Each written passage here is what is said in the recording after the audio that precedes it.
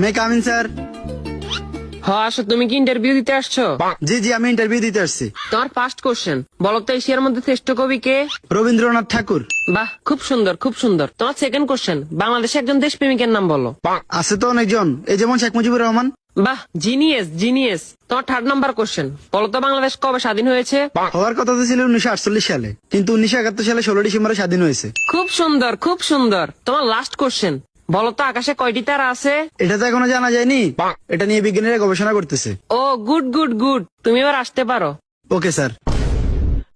কি ও ভাই, ইন্টারভিউ দিয়ে আসছেন? হ্যাঁ ভাই, ইন্টারভিউ দিয়ে আসছি। কি কি কোশ্চেন আইলো? কোশ্চেন তো মনে নাই, কিন্তু উত্তর মনে আছে। আচ্ছা, উত্তরই কোন? রবীন্দ্রনাথ ঠাকুর, শেখ মুজিবুর রহমান। মাত্র এই দুইটে? না, আরো দুইটা আছে। আচ্ছা কোন?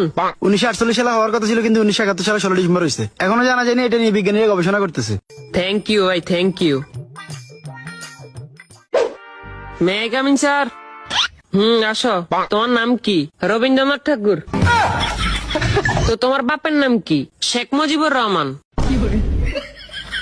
তোমার জন্ম কবে হয়েছে? হওয়ার কথা তো ছিল 1948 সালে, কিন্তু 1971 সালে 16 ডিসেম্বর হয়েছে।